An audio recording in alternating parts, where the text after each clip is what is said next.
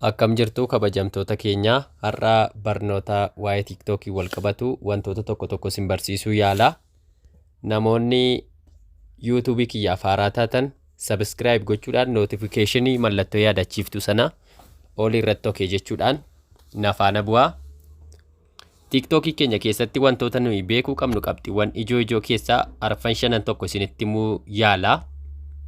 Kanaaf hundi keessaniyyuu hordofaa amma dhumaatti fayyadamaa ta'a. Warri hin beeknellee irraa baraa, warri beektan immoo hiriyoota keessaniif qooda. Amma gara tiiktookii keenyaa dhufna. Nama nu hordofu karaa kamiin barraa? Nama nu hordofu tokko karaa kamiin barraa? Yookaan immoo nama tiiktookii keenya nu wajjiniin fayyadamaa jiru akkamitti barra kan jedhu tokkoffaa irratti isin barsiiseen ture, baay'ee keessaniin ilaalle. Isan isin agarsiisa. Amma jala kanaa piroofaayila tiiktookii keenyaa gadi tuqna. Piroofaayil kan jettu gad tuquun sarara sadii gararraa kanaa gadi tuqna.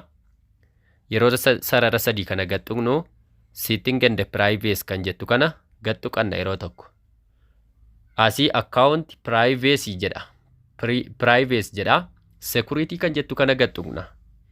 Erga security kan jettu kana gad tuqne security alerts kan jennu bira dabarree jechuudha. Manage device kan jettu sana yeroo tokko gad tuqna. Mi'aan eenyuun na hordofaa jira laata? Kun anuma qofadha. Anuma qofadha. Namni na hordofaa jiru tasumaayyuu hin jiru jechuudha. Utuu namni na hordofaa jiru jiraate fuula adii kana, fuula bal'aa kana irratti hin agarsiisa jechuudha. Samsung Galaxy kan fayyadamu ana qofadha waan ta'eef namni jala kanatti na hordofaa jiru hin jiru. Akkasittiin check godhachuu dandeessu jechuudha. Ammas gara tiiktookii keenyaatti deebina. Gara tiiktookii keenyaatti gaafa deebinu piroofaayil kan jettu gad tuqna yeroo tokko. Amma immoo maaliin isinitti argisiisaa? Yeroo namoota nuyi fooloo goone 10,000 guutee yeroo fooloo nama gochuuf jennu ofirraa darbatee nu rakkisa taanaan gara tiiktookii keenyaa dhufnee piroofaayila tiiktookii keenyaa yeroo gad tuqnee jennu amma kan koo fooloowingii jedhee kan jiru nama 5,195 fooloo godheen jira. Achuma keessaa utuun nama 10,000 fooloo godhete akkamittiin nama tiiktookiin isaa gubate adda baafadhaa? Nama tiiktookiin isaa gubate adda baafachuuf asuma keessan gadi tuqa. Ergani asuma kee gad tuqee boolli searchi jettu gararraa kana jirti. Searchi kan jettu kana keessaa user jedheen barreessa boollattii keessatti. User jedhee hoggaan barreessu maqaa nama user jedhamee jiru gararraatti naa fidaa. Isaan kun maqaa ittiin guuttanne, userii isaaniitti maqaan guuttanne malee hin gubanne tiiktookiin isaanii. Warra tiiktookiin isaanii gubatee amma dhumaatti ol ari'een ilaalame. Ol ari'een ilaala akkamitti beennaa? Kunoo piroofaayila qaban. Piroofaayila qaban amma warri kun piroofaayilli isaanii hin mul'atu, argitan miti? Piroofaayilli isaanii hin mul'atu, gubataadha jechuudha. As keessaa leetaas cheek nama tokko ilaalame. Jalqabarra nama jirtu yookaan immoo dhumarra kan jirtu kana yeroo tokkoon gad tuqaa.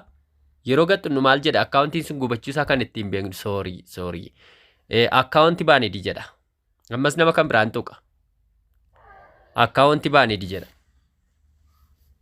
Ammas nama tokkoon gad tuqa. Akkaawunti baanidii jedha. Akkaawuntiin kun gubatee waan ta'eef warra kana fooloo fireendii wal godhannee warra jirru kana warra kana fooloo irraan deebisaa jechuudha. Irraan deebisaa jechuudha warra kanarraa. Akka kanatti irraa deebisaa lakkoofsa keenya irraa hir'isuu dandeenyaa jechuudha. Sila fooleersiin koo meeqaa amma meeqa ilaalaa deemuu qabdu jechuudha. Akka kana jechuudha. Kanaaf namoota akkaawuntiin sadii gubate kan akka itti of keessaa qulqulleessuun ni danda'ama. Inni itti aanu barnoonni kan biraan ammas sararuma tiiktookii keenyaa dhufnaa. Sarara piroofaayila keenyaa piroofaayil kan jettu jala kanaa yeroo tokko gad tuquudhaan sarara sadan kana gad tuqachuudhaan setting and privacy kan jedhu dhufna. Amma immoo maal isin barsiisuudhaafan jedhaa? Yeroo liivii seennuu maaliif liivii irraa nu darbata? Gastii namaarra maaf nun teessisu? Rakkoon isaa maali? Tokkoffaa irratti comment and watch history kan jettu kana hin beekan namoonni baay'een. Comment and watch history kana yeroo tokko gad tuquudhaan watch history kan jettu kana yeroo tokko gad tuqanna. Ammas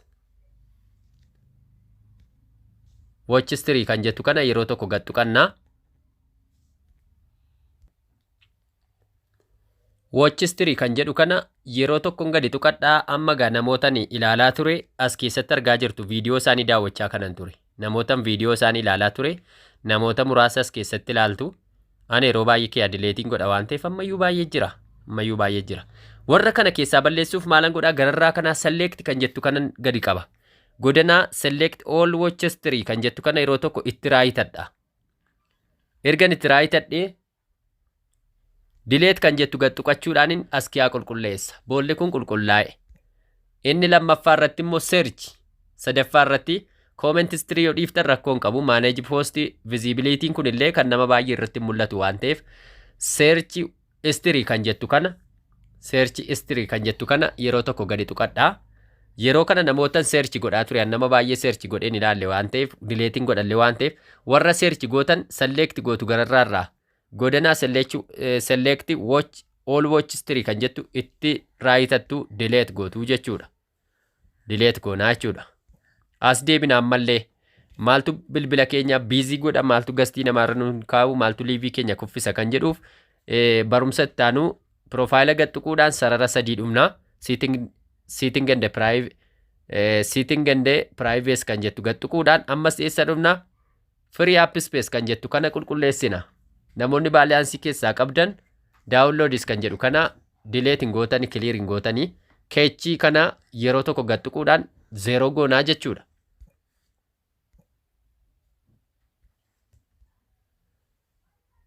Ammas barumsa itti aanu akkamittiin tiiktookii kanatu fayyadamnu kan biraallee banachuu dandeenya asirratti banannee akkaawuntii garaagaraan hojjechuu dandeenya kan jedhuuf sarara tiiktookii keenya gajjallaa kana profaayil kan jettu yeroo tokko tuquudhaan sarara sadii kana yeroo tokko gadhunnaa sitting and privacy kan jettu filachuudhaan ol deebimnaa ol harkifnaa scroll goonaa switch kan jettu kana yeroo baay'ee log out gootanii akkaawuntii keessan kana dhabdu namoonni baay'een log out gootu yeroo baay'ee ishee dhumarra jirtu kana log out goona osoo hin taane asuma switch kan jettu keessatti walitti qabachuu dandeenya. Switch kan jettu keessatti walitti qabachuu dandeenya. Erga switch kan jettu kana keessatti walitti qabannee akkasittiin fayyadamuu dandeenya. Yeroo barbaadu amma lakkoofsa jijjiiree maqaawwan kanaan fayyadamuu nan danda'a jechuudha. Namoonni as keessatti akkaawuntii kan biraatiin banachuu barbaadan aaddi akkaawuntii kan jedhu pilaas gootu. Erga tuqxanii ammas rakkinni keessan inni guddaan user phone or email kan jettu kana fayyadamtu gararraa kan asitti yoo buutan deetii isin gaafachuu danda'a. Birthday isin gaafachuu danda'a. Yoo asitti buutan birthday isin gaafata yeroo tokko kan kiyya akkasin godhu tiiktookiin murteessaadha. Asitti buutu osoo hin taane login kan jettu kana yeroo tokko gadhuxxu. Erga login kan jettu kana yeroo tokko gadhuxxanii use phone or email or username jedha. As gadhuxxu. Erga as tuxxanii maal gootu biyyatti jijjiirrattu as tuxxanii. Ani Itoophiyaan jira jaa ta'eef Itoophiyaattiin jijjiirradha. Koodii Itoophiyaatti erga jijjiirradhee duwwaa 9 jedhee lakkoofsatti naqee koodii itti naqadhaa. Koodii sanaan naa fidaa jechuudha. Karuma salphaa. Barumsa itti aanu wanta nurra ga'e akkamittiin riippoorti gochuu dandeenya. Kanan isin barsiisa. Ammas profaayila gadhuquudhaan sarara sadii kana filannaa sitting and privacy kan jettu gadhunnee riippoorti kan jedhu dhumna godana. Goda kana riippoorti problem kan jettu kana yeroo tokko gadhuqna. Ergas tuqnee maal goonaa waan nurra ga'e kana fakkeenyaaf akkaawuntii keenya gubatee jennu. Yoo akkaawuntii keessantu gubate ta'e akkaawuntii keessan screenshot godhattanii qabdu yoo ta'e erga akkaawuntii keessan screenshot godhattanii isa qabaattan bilbila keessatti save godhattanii submit report kan jettu kana yeroo tokko gadhuqxu guys. Erga yeroo tokko gadhuqxanii maal goonaa tell us your feedback kan jedhu kana keessatti akkaawuntii koo argachuun barbaada. Akkaawuntii koo na duraa badee jira yookaan na duraa gubate sababaan hin beeknen jettanii report godhattu jechuudha. Yoo sababi keessan quubsaa ta'e ingiliffa sirrii yoo barreessitan fudhatama isinii qaba. Yoo hin ta'u ta'e immoo afaan Oromoon barreessitanii Google irratti translate gootanii isa asirratti barreeffachuu dandeessu jechuudha. Asirratti barreeffachuu dandeessu jechuudha. Waan barbaadan jettanii submit gootu. Erga akkas goonee amma barreesseeraa jennu. Profaayila yookaan immoo 0.4 kan jettu kana yeroo tokko gadhuqa. Yoo viidiyoodha waan riippoorti viidiyoodha ta'e isa lammaffaa kanan filadha. Viidiyoo kana tokko kennuu dandeenya. Yoo wanta riippoorti goonu ta'e immoo imeejii kana gattuquudhaan as keessaa fudhannaa jechuudha. Waan riippoorti goonu as keessaa erga as keessaa fudhannee ofumaa callumedhee waa tokko itti fuudhee isinitti argisiisa. Gararraa kana okee jirti. Okee kan jettu as jirti. Kun akkasittiin submit yoon godhe dhimmi koo kaampaanii TikTok bira naaf ga'aa jechuudha. Akka kanatti lakkoofsa keessanillee waan isinirra ga'e dhiibbaa waan isin mudate beeksisuu dandeessu.